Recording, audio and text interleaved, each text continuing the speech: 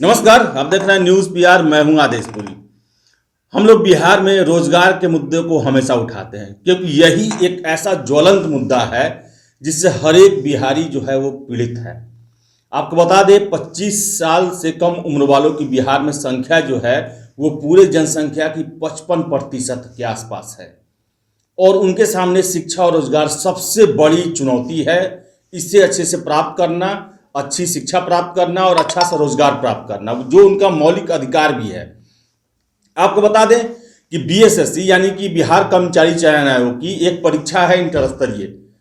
लगातार उस खबर पर हम लोग लीड लिए रहते हैं क्योंकि ऐसी परीक्षा है वो जो कि शायद से देश में कीर्तिमान बना है कि 7 सालों में एक परीक्षा पूरी नहीं हो पाई है।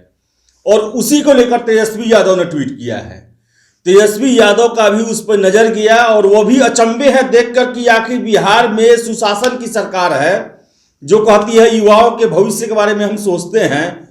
उसी के राज्य में एक परीक्षा 7 सालों से लंबित है जिसमें लाखों कैंडिडेट ने एग्जाम दिया था, लाखों असफल हुए, 60,000 मेंस परीक्षा दिए और जो असफल हुए हैं वो अब दूसरी परीक्षा के इंतजार में। लेकिन एक परीक्षा खत्म हो तब तो दूसरी हो ना। ट्वीट पढ़िए आप, ट्वीट दिखाते हैं आपको क्या लिखा हुआ है उस पर। बिहार की सुशासनिक दुर्गति और बेरोजगारों की बेबसी देखिए। 2014 में बीएसएससी द्वारा आयोजित प्रतियोगिता परीक्षा का परिणाम 7 वर्षों बाद भी प्रकाशित किए जाने की अभी संभावना जताई जा रही है। कितने अभ्यर्थियों की आयु सीमा और जीवन का बहुमूल्य समय निकल चुका है, लेकिन अनुकंपाई सीएम को कौन समझाए।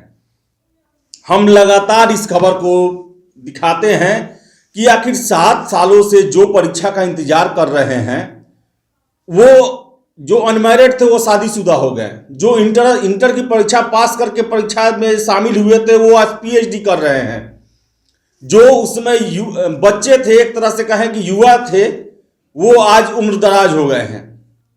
लेकिन परीक्षा चल रही है, मेंस की परीक्षा नहीं, रिजल्ट नहीं आया है अभी तक।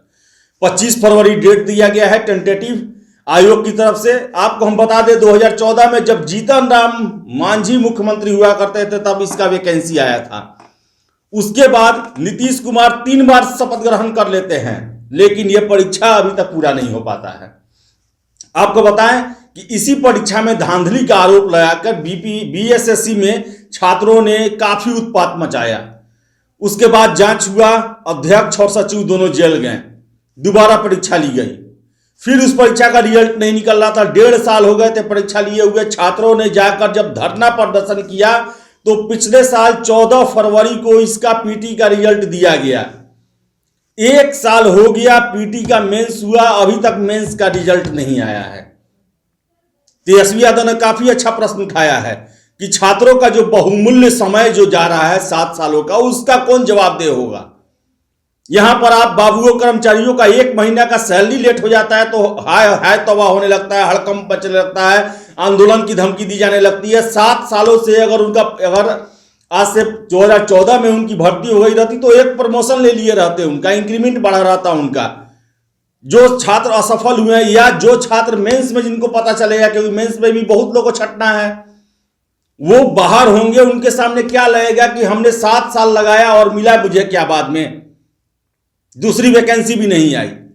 आखिर क्या हो रहा है बिहार के प्रतियोगी परीक्षाओं के लेने वाले जो आयोग हैं, उनके कार्य प्रणाली पे हमेशा प्रश्न उठता है। दरोगा को लेकर छात्र सड़कों पे आते हैं, गिरफ्तारियां होती हैं, आयोग की तरफ से कोई संज्ञान नहीं लिया जाता है। बीएसएससी में वही हाल है। इंक्वायरी में जाइए, एक मैडम बैठी रहती है, कुछ भी पूछिए इस महीने में आएगा, अभी कोई सूचना नहीं है। ऐसा लगता है कि फॉर्मेलिटी के लिए उन्हें बैठा दिया गया है कि हाँ इंक्वायरी में कोई बैठा हुआ है। ड्राइवर की परीक्षा की बात करें, तेजस्वी यादव का ध्यान उस पर नहीं गया है। ड्राइवर की परीक्षा 2016 से लंबित है। 2016 में नोटिफिकेशन आता है। 2013 जो अभ्यर्थी हैं वो कोर्ट में जाते हैं, कोर्ट में 2013 में डिग्री मिलती है उन्हें। डिग्री मिलने के 3 साल बाद नोटिफिकेशन आता है और 5 सालों से परीक्षा चल रही है। 2 दिसंबर को सारी प्रक्रियाएं खत्म कर ली गई। 2.5 महीने होने जा रहे हैं लेकिन अभी तक उसका रिजल्ट नहीं जारी किया गया है। आखिर बीएसएससी क्या हो गया है? बिहार का सबसे सुस्त कमीशन, इसका नाम लोग देने लगे हैं। अब बीएसएससी का फुल फॉर्म बताने लगे हैं।